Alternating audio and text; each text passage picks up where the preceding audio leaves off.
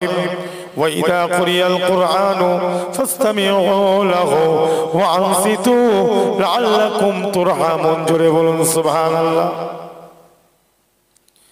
ও মুসলমান ভাইজানেরা, আল্লাহ পাক কালামুল্লাহ শরীফের মধ্যে পরিষ্কার ঘোষণা দিয়ে দিয়েছেন, এবং যেখানে কোরআনের আলাপ আলোচনা হয়, কোরআনকে নিয়ে ব্যাখ্যা হয়, কোরআনকে নিয়ে তাফসীর হয়, কোরআনকে সম্মুখে রেখে আলাপ আলোচনা হয়, কোরআনকে সম্মুখে রেখে জিকির আজকার হয়, কোরআনকে ফ্রন্টে রেখে সব কিছু আলোচনা হয়, আল্লাহ পাক বলেন তোমরা চুপচাপ করে ওই জায়গায় ওই আলোচনা তোমরা শ্রবণ করো। যতক্ষণ শ্রবণ করবে আমি আল্লাহ পাক ওই জায়গায় আমার রহমতটা বর্ষণ করতে থাকিব।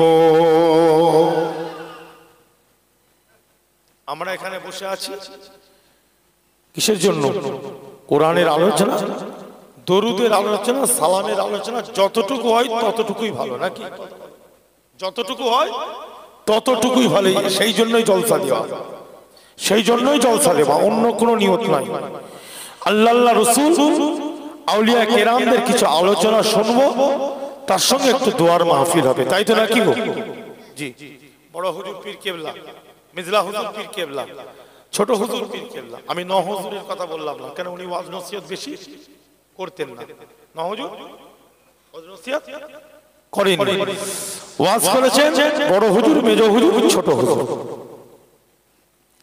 তা আজকাল আমরা বক্তা বেরিয়েছি, আমাদের বক্তব্য যেমন আপনারা শুনবেন, আমি সব জায়গায় সাথে সাথে আজকাল অডিওতে একটু বড় হুজুরের ওয়াজ শোনারও দরকার আছে না?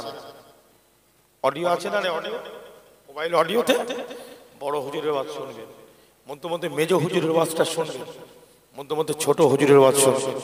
আর বর্তমান বক্তাদের সঙ্গে একটু ওয়াজগুলো তাদের মিলাবে, যদি মেলে তবে আমাদের বক্তাগুলো আমাদের বক্তব্যগুলো আপনারা গ্রহণ করবেন, আর যদি না মিলে তাহলে গ্রহণ করা যাবে। কেন? তারা যে আলোচনা করেছে তাদের মধ্যে আল্লাহর ভয়টা আমাদের থেকে বেশি ছিল। জোরে বলুন সুবহানাল্লাহ। আপনাদের ভাঙড়ে, আপনাদের কি কাশীপুর না? আচ্ছা, এটা এখন ভাগ হয়ে গেছে, আগে তো একই ছিল রে বাবা। হ্যাঁ, আব্দুল খালেক সাহেব মাওলানা, নাম শুনেছেন? মাওলানা আব্দুল খালেক সাহেব হুজুর। হ্যাঁ, আব্দুল খালেক সাহেব হুজুর আমার মেজলা হুজুরের খাস মানুষ ছিলেন। জোরে বলুন, একদম খাস লোক ছিল আব্দুল খালেক সাহেব হুজুর। তার একটা ওয়াজ আমি সেদিন শুনছিলাম, কত সুন্দর ওয়াজ করছেন, দ্বীন ইসলামের কথা। জি, কোন দুনিয়া নয়, কোন দুনিয়া নয়, বুঝলেন? এইসব আলোচনার জায়গায় বসলে সওয়াব আছে, আছে না? এই কথা বলে সওয়াব আছে। এই জন্য আল্লাহ বলছেন এটা কোরআনের জায়গা। আমি মা বোনেদেরকে বলছি, কোরআনের জায়গায় কোরআন শুনতে হবে। কি শুনতে হবে? হাদিস শুনতে হবে, শরীয়ত শুনতে হবে, অন্য কিছু না। কি অন্য কিছু শুনে কি লাভ হবে? কোনো লাভ আছে? নেই। এই ঠান্ডাতে বেকার বেকার যখন বসে আছে, বেকার বসাটা সকার হয়ে যাবে। বেকার বসাটা কি? কেন? যেহেতু কোরআনের জন্য বসে আছে। জোরে বলুন, অন্য কিছুর জন্য। যেহেতু আল্লাহ পাক কোরআনে বলছেন ওয়াইদা কুরিয়াল কুরআন ফাসতামিউ লাহু ওয়া আনসিতু লাআল্লাকুম তুরহামুন। এই হচ্ছে কোরআন। আজকে বান্না শাহের মতন মানুষ, বসওয়াত স্মিথের মতন মানুষ, রাধা কৃষ্ণের মতন মানুষ, রবীন্দ্রনাথের মতন মানুষ, বিবেকানন্দের মতন মানুষ, গ্যালিলিওর মতন মানুষ, ডারউইনের মতন মানুষ, আইজাক নিউটনের মতন মানুষ, যত বড় বড় শিক্ষিত সমাজ, তারা আল্লাহর কোরআনকে তারা নিয়ে রিসার্চ করেছে। জোরে বলুন, তারা রিসার্চ করেছে। আল্লাহর নবীর জীবন চরিত্রকে নিয়ে তারা রিসার্চ করেছে। আজকাল বর্তমানে সারা পৃথিবীতে তথা ভারতবর্ষ মধ্যে কিছু মানুষ আছে, তারা ইসলাম নিয়ে, কোরআন নিয়ে, দ্বীন নিয়ে বাজে বাজে মন্তব্য করছে না? করছে? কথা বলেন, করছে না? করছে না? খারাপ খারাপ মন্তব্য করছে। কিন্তু তারা কি দেখাতে পারবে রবীন্দ্রনাথ ঠাকুর তার পুস্তকের মধ্যে জীবনেও আল্লাহ রাসূলকে নিয়ে কোনো খারাপ কথা বলেছে? বলেছে কি? বিবেকানন্দ বলেছে? কেউ বলেনি, কিন্তু এরা বলছে। তার মানে এরা ওদের থেকে বেশি পণ্ডিত হয়ে গেছে। জি, আমি এই জন্য অনেক জায়গায় বলি, অনেক হিন্দু সম্প্রদায়ের মানুষেরাও থাকেন, আমি বলি ভাই তোমরা হিন্দু সম্প্রদায়ের মানুষ, তোমরা সনাতন ধর্মের মানুষ, তোমরা বিবেকানন্দের নীতি নিয়ে চলো, রামকৃষ্ণের নীতি নিয়ে চলো। তোমরা বর্তমান যারা আছে এদের নীতি নিয়ে চলবে না, চললে ঝামেলা বাড়বে। কেন? বিবেকানন্দ কোনোদিন আল্লাহ নবীকে নিয়ে, কোরআনকে নিয়ে বাজে মন্তব্য করেনি। সে একটা ধর্ম মেনেছে, তার ধর্ম সে মেনেছে, কথা ঠিক না বলবো? কিন্তু এরা কি করছে? অন্য ধর্মকে আঘাত করছে, করছে না? করছে না? করছে না? দেখেন বিবেকানন্দ এক জায়গায় বলছে যে অপরের ধর্মকে সম্মান দিতে শেখেনি, সে নিজের ধর্মকে সম্মান দিতে কোনোদিন পারবে না, কোনোদিনই পারবে না। তা ভাই কোরআনের একটা মর্যাদা আছে, কোরআনের একটা সম্মান আছে। আমি একদম বেশি টান কোন আজকে দিতে পারবো না, শুধু বক্তব্যের মাধ্যমে যতটা আলোচনা করা যায় করব। কথা বুঝলেন? জি। কেন? শরীর আমার অসুস্থ, পরিষ্কার কথা। তা ভাই আল্লাহর কোরআন, আল্লাহ পাক পরিষ্কার বলছেন কোরআন শ্রবণ করলে মহব্বতের সঙ্গে ভালোবাসা নিয়ে আল্লাহ ওই জায়গায় রহমত বর্ষণ করতে থাকেন। জোরে বলুন সুবহানাল্লাহ। তাহলে শুধু কোরআন শুনলেও হবে না, কোরআন পড়ারও দরকার আছে না? আর আমরা একটু কিছু হলেই শুধু হুজুর একটা তাবিজ দেন, কি দেন? জোরে বলে তাবিজ দেন, একটু কিছু হলেই তাবিজ। আমাদের এটা একটা অভ্যাস আছে। কেন ভাই? একটু কিছু হলেই বাচ্চা ছেলে কাঁদছে, কি গো কথা ঠিক না ভুল? আচ্ছা বাচ্চা ছেলে কাঁদবে না? কাঁদবে না?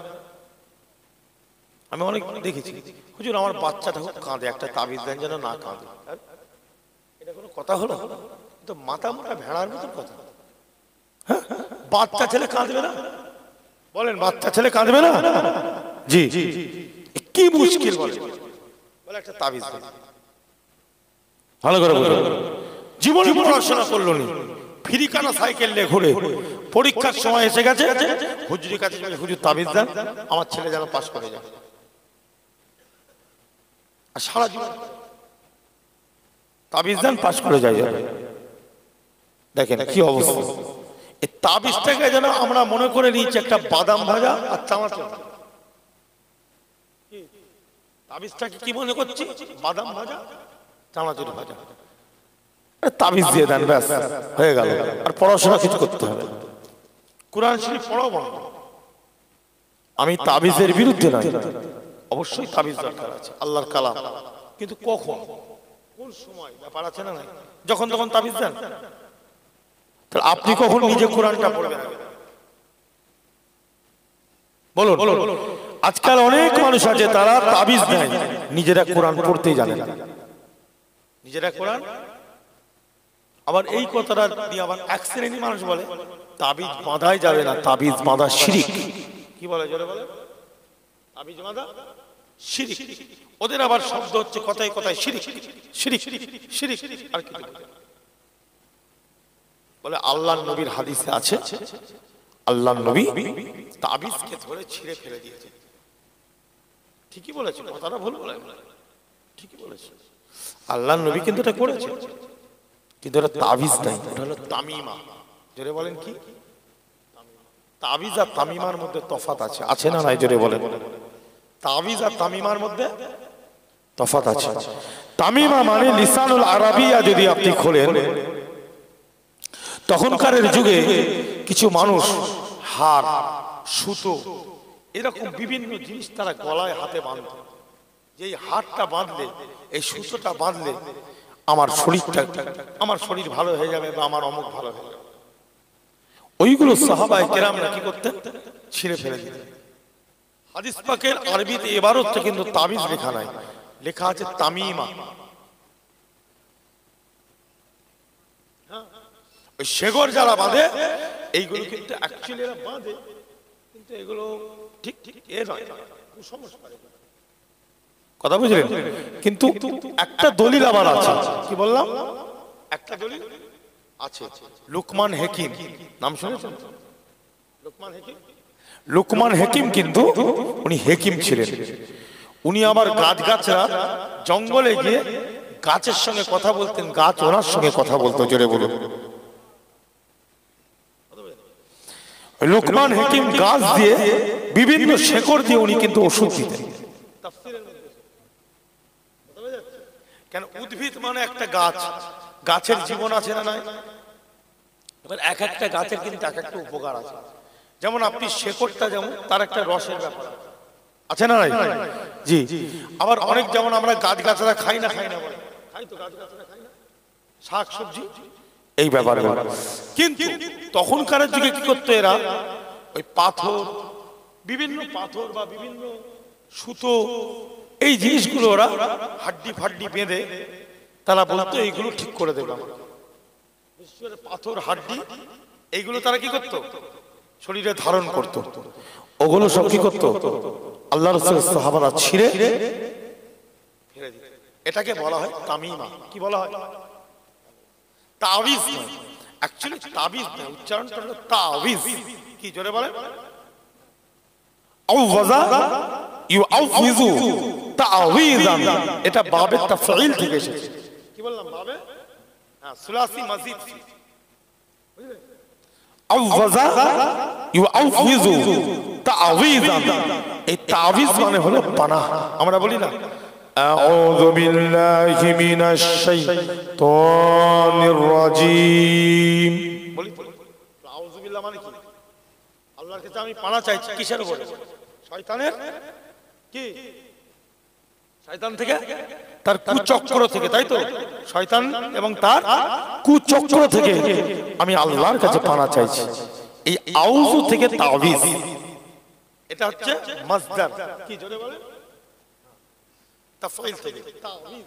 এই তাবিজ আমরা বলি। আমরা অনেকে তাবিজ তাবিজ করি, অ্যাকচুয়ালি উচ্চারণ হচ্ছে তাআওয়িজুন, তাআওয়িজুন। তাহলে আল্লাহর কাছে পানা। এই জন্য আমরা যে জিনিসগুলো কাগজে লিখি, লেখা হয়, ওগুলো সব হচ্ছে আল্লাহর কোরআন। কি জোরে বলে? আল্লাহর কালাম। কোন জায়গায় ফালাক, কোন জায়গায় নাস লেখা হয় না? আল্লাহুল মুস্তাআনু আলা মা তাসিফুন, আউযু বিকালিমাতিল্লাহি তাম্মা, আমরা লিখি না এগুলো? হ্যাঁ, সব আল্লাহর কালাম। তাহলে আমাদের বিশ্বাস ওই ওপরের মাদলিটার উপরে না, যে লোহার মাদলিটা যেটা দেওয়া হয় ওইটার উপরে না, ওটা এর মধ্যে দিয়ে ঢেকে রাখা হয়। কেন? মোম দিয়ে। যেহেতু ওটা পানিতে না নষ্ট হয়ে যায়, লেখাটা, আল্লাহর কালামটা যেটা লেখা হয়েছে ওটা পানিতে বিভিন্ন অবস্থায় নষ্ট হয়ে যেতে পারে। এই জন্য আমরা বলি ওটা মাদলির মধ্যে দিয়ে একটু ভালো করে এ করে দাও, গার্ড দেওয়ার জন্য। কি দেওয়ার জন্য? কিন্তু আসল উদ্দেশ্য ওই লোহাটা ঠিক করবে না, ঠিক করবে ওর মধ্যে যে আল্লাহর কোরআন লেখা আছে, আল্লাহ তার দ্বারাই যদি আমার শরীরটাকে ভালো করে দেয়। জোরে বলুন না। ওসব অন্য জিনিস আছে। আল্লাহর কালাম যদি থাকে, আমি কিছু বলবো কি ভিতরে আছে আমি তো জানি না। আজমিরের তাবিজ বলে কোনো জিনিস নেই। ভালো করে শুনবেন কথা। যেখানেই দেখ, আপনাকে দেখতে হবে যেটা আছে তার ভিতরে আল্লাহর কালাম আছে, আল্লাহর কোরআন লেখা, আল্লাহর কথা লেখা আছে। অন্য কিছু যদি দুনিয়াবি কথা লেখা থাকে তাহলে কিন্তু এটা পড়া চলবে না। পরিষ্কার কথা, আল্লাহর কালাম হতে হবে। জি, কেন? আল্লাহ পাক কোরআন পাকের মধ্যে বলছেন, বিসমিল্লাহির রহমানির রহিম, ওয়া নুনাজ্জিলু মিনাল কুরআনি মা হুয়া শিফাউ ওয়া রাহমাতুল লিল মুমিনিন। জোরে বলুন সুবহানাল্লাহ। ওয়া নুনাজ্জিলু মিনাল কুরআনি মা হুয়া শিফাউ ওয়া রাহমাতুল লিল মুমিনিন। তাহলে আল্লাহ কোরআনকে নাযিল করেছে। আর কোরআনের মধ্যে আল্লাহ কি দিয়েছে? আল্লাহ নিজে বলছেন তার মধ্যে শিফা আছে, যেটা একটা ওষুধ। জোরে বলুন ওয়া রাহমাতুল লিল মুমিনিন, এবং মুমিনদের জন্য এটা রহমত।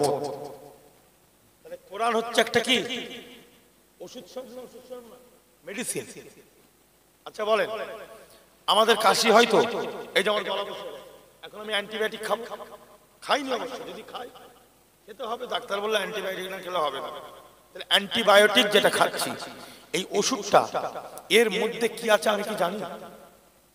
ওর মধ্যে এখন কি চর্বি আছে বা কি আছে, কি ম্যাটেরিয়াল দিয়ে তৈরি করেছে?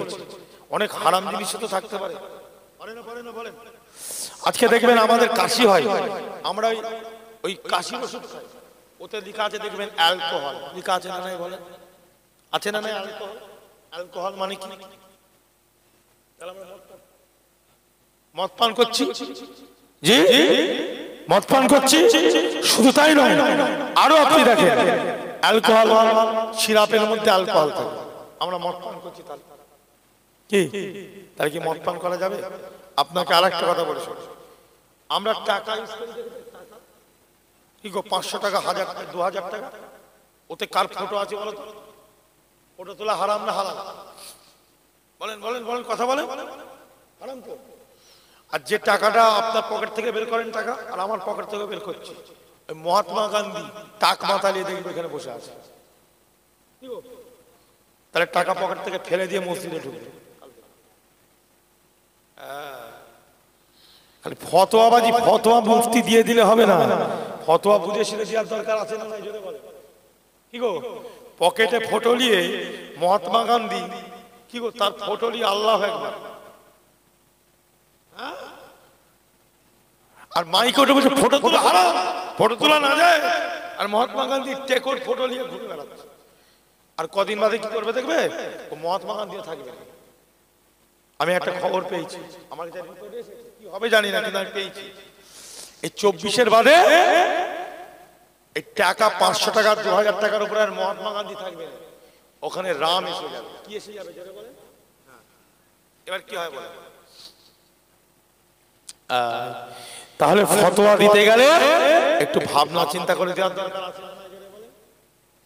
ভারতবর্ষে আমরা বসবাস করছি, বুঝলেন? এটা কি দেশ? ভারতবর্ষ। ইসলামের আইন এখানে চলে, চলে কোরআনের আইন চলে। তাহলে ফতোয়া দিতে গেলে চিন্তা ভাবনা করে দিতে হবে তো, মাইক উঠে চেঁচালে হবে?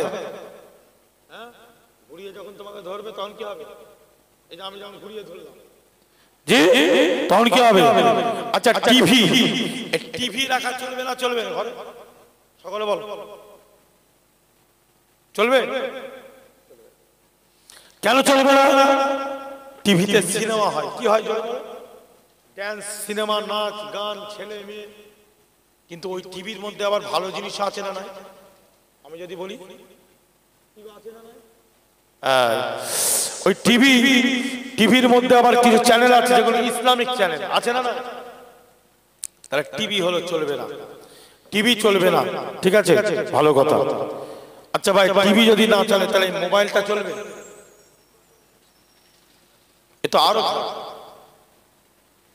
তাহলে বড় বড় মুফতি, আলেম, মাওলানা, আমরা তো মোবাইল পকেটে নিয়ে মসজিদে, ইমাম সাহেব পর্যন্ত যে নামাজ পড়াচ্ছে সেও তো মোবাইল পকেটে নিয়ে যে সাইডে রেখে আল্লাহু আকবার, কি হবে তাহলে? সারা পৃথিবীর যত বড় বড় আলেম ওলামা আপনাকে আমি দেখাবো, বড় বড় আলেম ওলামা এখানে ছেড়ে যান, বড় বড় ইমাম, আরব বলেন, কাতার বলেন, ওমান বলেন, দুবাই বলেন, সব জায়গার পৃথিবীর বড় বড় ইমাম, এরম বড় বড় মোবাইল থাকে। কি গো কথা ঠিক বলছি? এরম বড় বড় মোবাইল। হ্যাঁ, আবার কি মোবাইল দিয়ে আবার ফিট করে দিয়েছে, নামাজ হচ্ছে কাবা শরীফে মোবাইল ফিট করে দিয়েছে। সোদাই সাহেব, আমাদের কারি সোদাই সাহেব নামাজ পড়াচ্ছে। আলহামদুলিল্লাহি রাব্বিল আলামিন। তাহলে ফতোয়া বুঝে শুনে দেওয়ার দরকার আছে না নাই? জোরে বলেন। জি, টিভি এমন একটা জিনিস, আপনি যে চ্যানেলটা নেবেন ততটা আপনার কাছে আসবে, তার বাইরে কিছু আপনি দেখতে পাবেন। আর মোবাইল ওর থেকেও কঠিন, ও যা টিপবে তাই আসে।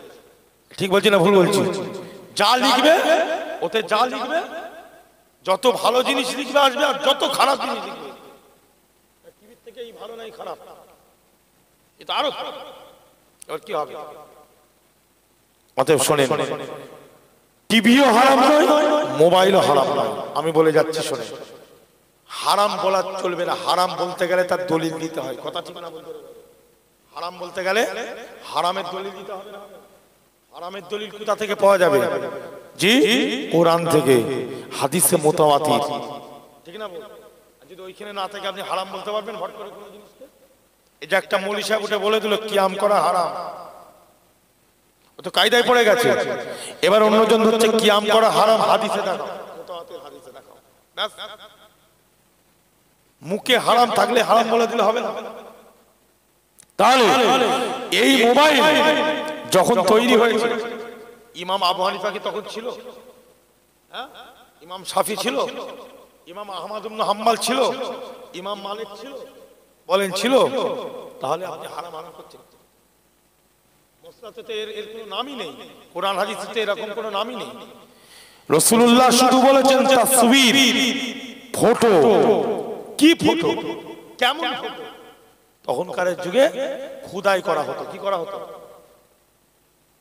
ওর ব্যাখ্যা বিরাট আছে, বুঝলেন? তো এই ব্যাপারে উনি বলেছেন যে বাড়িতে ফটো থাকবে বা কুকুর থাকবে সে বাড়িতে আল্লাহর রহমতের ফারিস্তা আসে। এর উপরে তো সব হাদিসগুলো এসেছে নাকি? আপনি কিতাবুত তাসাবির খুলে দেখেন, তাসবিরের সব হাদিস অধ্যায়, ফটোর অধ্যায় খুললেই বুঝতে পারবেন। তো ভাই তাহলে কি হবে? এখন কথা হলো এই মোবাইল আর টিভি। আমরা ছোটবেলায় জানতাম যে বাড়িতে টিভি থাকবে সেই বাড়িতে নামাজও হবে, কিন্তু এখন দেখছি পুরো ভুল বুঝেছি সব। অন ক্যামেরা বলছি, কোন আলেম ওলামা মুফতি বলুক আমি কোথায় ভুলটা বলছি। আর আজকাল আলেম ওলামা বলতে পারবে কেন, কথা আমি ঘুরিয়ে ধরবো, টিভির থেকে তুই মোবাইলে বসে আছিস, আরো খারাপ। হ্যাঁ, অ্যাড লিয়ার জন্য, নিজের অ্যাড হবে বলে, ওইটা ভালো না। আমি আমার ঘরে টিভি রাখি কিন্তু 4টে মোবাইল আমার ঘরে। টিভির বাপ মোবাইল। কথা বুঝলেন? জি। তাহলে ভাই এইগুলো হচ্ছে যন্ত্র। এইগুলো কি জোরে বলেন? এসব যন্ত্র। এর যন্ত্র তুমি যদি ওকে ভালোভাবে কাজে ব্যবহার করো ভালো হবে, আর খারাপ ভাবে ব্যবহার করলে তাহলে নাফসকে কন্ট্রোল করতে হবে। কি কে জোরে বলুন? নিজের নাফস। নিজের নাফসকে যদি আপনি কন্ট্রোল করেন এই মোবাইল দেখলেও গুনাহ হবে না। আর নাফস যদি গন্ডগোল হয় ও মোবাইল না দেখলেও আপনার চোখ গন্ডগোল করবে। চোখ কেটে বাদ দিয়ে দিতে হবে। বললাম চোখ কেটে বাদ দিয়ে দিতে হবে। নাফস গন্ডগোল যখন করবে আপনি রাস্তা দিয়ে যাবেন, আপনার চোখটা কোথায় থাকবে বুঝতে পারছেন? সব সময় চেষ্টা হবে চোখটা খারাপ জায়গায় করে দেবে। তাহলে কি চোখ কেটে বাদ দিতে হবে? তাহলে মূল হচ্ছে নাফস। জি, আল্লাহ পাক কোরআনে বলছেন ইয়া আইয়াতুহান নাফসুল মুতমাইন্না ইরজিই ইলা রাব্বিকি রাদিয়াতাম মারদিয়া ফাদখুলি ফি ইবাদি ওয়াদখুলি জান্নাতি। এ মুমিন মুসলমান ভাইজানেরা, আপনি আপনার যদি নাফসটাকে যদি কন্ট্রোল করতে পারেন, আমি আমার নাফসটাকে যদি কন্ট্রোল করতে পারি, আল্লাহ পাক কোরআনে বলেন এই নাফস যদি তোমরা কন্ট্রোল করো, ইয়া আইয়াতুহান নাফসুল মুতমাইন্না ইরজিই ইলা রাব্বিকে, তুমি তোমার রবের দিকে ফিরে এসো। জোরে বলুন রাদিয়াতাম মারদিয়া, তোমার রব তোমার উপরে রাজি, তুমিও রবের উপরে রাজি। ফাদখুলি ফি ইবাদি, ফাদখুলি ফি ইবাদি, আমার বান্দাদেরকে আমি প্রবেশ করিয়ে দিয়েছি। কে প্রবেশ করিয়েছে? আল্লাহ নিজে বলছেন ফাদখুলি ফি ইবাদি, আমার বান্দাদের মধ্যে যাদেরকে আমি প্রবেশ করিয়েছি। কোথায়? জান্নাতে। ওই জান্নাতে তুমি যদি নফসে মুতমাইন্না তুমি ফিরে এসো ভালো দিকে, আমি আল্লাহ আমার জান্নাতে তোমাকেও দিয়ে দেবো। জোরে বলুন তোমাকেও প্রবেশ করবে। কথা ঠিক না ভুল? জোরে বলে। তাহলে নাফসকে ঠিক রাখতে হবে। এই নাফসকে ঠিক রাখার জন্য জিকির আজকারের দরকার আছে না নাই? জোরে বলে। জিকিরের দরকার আছে না নাই? নামাজের বাদে জিকির করতে হবে। কি করতে হবে? জিকির করতে হবে। জিকির হচ্ছে বড় জিনিস। আর জিকির মানে এই নয় যে শুধু হুজুরের সামনে বসে বসে জিকির করলেই জিকির হবে। আমি হুজুর, আমি জিকির করাবো তবে জিকির হবে, এসব বাজে কথা। মেজো হুজুর পীর কেবলাকে আমি জীবনেও দেখিনি। আমার মেজো হুজুর আমার দাদুকে, উনি মাগরিবের বাদে, মাগরিবের নামাজের বাদে জিকির করতেন। উনি কিন্তু 20,000 লোককে ডেকে ঢুকে জিকির করতেন না। উনি জিকির করতেন, কিছু মানুষ ওনার দরবারে থাকতো, তারা হুজুরের সাথে তারাও একটু আমল জিকির করতেন। জোরে বলুন। আর আমরা কি করছি?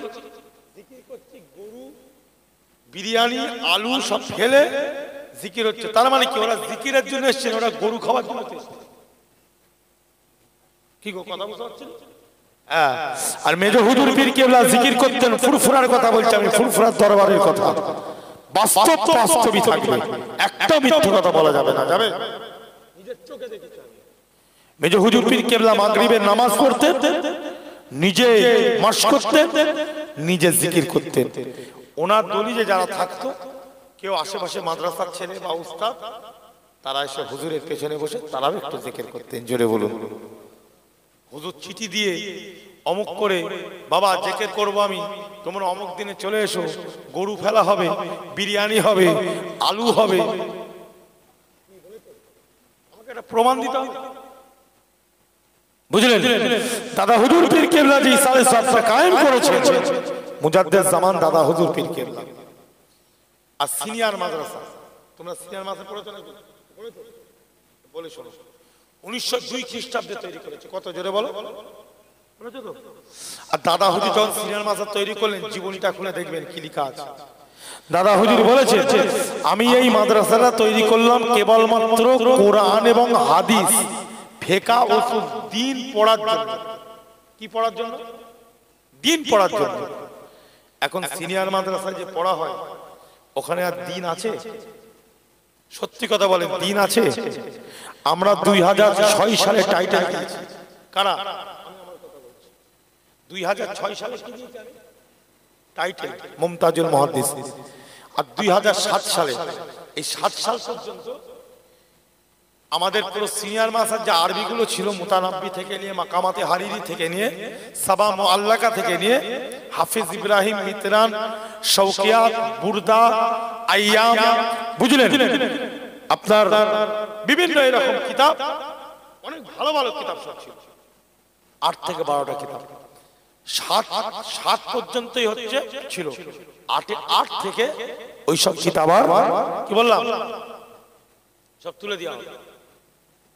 মাদ্রাসা রইল শুধু নামে মাদ্রাসা। কি বললাম? উপরে বোর্ডে শুধু লেখা আছে মাদ্রাসার, ভিতরে কলজে, ফ্যাপসা, কিডনি কিছু আছে? আছে? কিচ্ছু নেই, শুধু বডিটার উপরে রেখে দিয়েছে মাদ্রাসা। গভর্নমেন্ট মাদ্রাসা, বুঝলেন?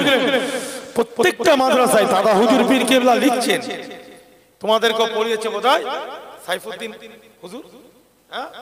উনি যখন পড়াতে এসছেন আমাদেরকে, হুজুর এক এক সময় পড়াতেন না, একদম বাস্তব কথা। হুজুর আজকে পড়াবেন না, উনি আমাদেরকে কাফিয়া পড়াতেন, বুঝলেন? কাফিয়া পড়াতেন। আর শেষের সারে জামিটাও সারে জামি ওটাও পড়েছেন, সারে জামি। তা হুজুর আজকে পড়াবেন না? না, আজকে পড়াবো না বাবা। কেন হুজুর? হচ্ছে হুজুর কেবলা বলেছেন যে আমার মাদ্রাসায় যে উস্তাদ পড়াবে, বিনা মুতালাআতে যদি পড়ায়, আমি আবু বকর কিয়ামতে দাবি রাখব। আজকে আমি যে কিতাবটা পড়াবো, আমার মুতালা করা হয়নি বলে আমি পড়াতে পারি, কিন্তু আমাকে একবার পড়ার আগে মুতালা করতে হয়। এই জন্য আজকে আমি পড়াবো না, অন্য কিছু বই পড়াবো। ওই বইটা অন্য কিছু আমি আলোচনা করব, দিনের আলোচনায় করব, কিন্তু আজকে ক্লাস। জি, কেন আমি মুতালা করি? তাহলে বুঝে কেমন নীতি। এবং ওই মাদ্রাসার মধ্যে কোনো নাজায়েজ হারাম কাজ করা যাবে, কোনো টিচার করতে পারবে না, দাদা হুজুর বলছে। এখন ওই মাদ্রাসায় জি চেয়ারের উপরে বসে ঠ্যাঙের উপরে ঠ্যাং তুলে বিড়ি টানছে। কথা ঠিক না? চলো আমার সাথে দেখো, কিছু করার নেই, কিছু করার আছে? তাহলে কি করবে? অতএব দাদা হুজুরের মাদ্রাসা তৈরি, অনেকে বলে না দাদা হুজুরের তৈরি। হ্যাঁ, দাদা হুজুরের তৈরি, দাদা হুজুরের মাদ্রাসা, কিন্তু ভিতরে দাদা হুজুরের নীতি নাই। কি নাই জোরে বলেন? এগুলো বুঝতে হবে। দাদা হুজুরের মাদ্রাসা বলেই লাভ করলে হবে না। দাদা হুজুর যে নিয়ত করেছেন সেই জিনিসটা কি তাহলে এটা বুঝতে হবে। আমরা যতদিন পড়েছি ওটা ছিল। আমরা কাশফ পড়েছি, বাইজাবি পড়েছি, নুরুল আনওয়ার পড়েছি, মুসাল্লামুস সুবুত পড়েছি, কত ভালো ভালো কিতাব। বুঝলেন? 100 সব 100 বার 100 কমিয়ে দিয়েছি। এই তো আমার ছেলে পরীক্ষা দিল, আরো আমার ভাইপোরা সব পরীক্ষা দিল, সব মার্কস কমিয়ে দিয়েছি। কথা বুঝলেন? আগে ফাজিল পরীক্ষা দিতে গেলে, হ্যাঁ, কামেল পরীক্ষা দিতে গেলে, ওরে বাবা। আর এখন এরকম একটা মোটা বই তৈরি করে দিয়েছে, সাজেশন বই। কি বই জোরে বলেন? সাজেশন বই। এই মৌলী সাহেব দিয়েছে ফাজিল, এই জিজ্ঞেস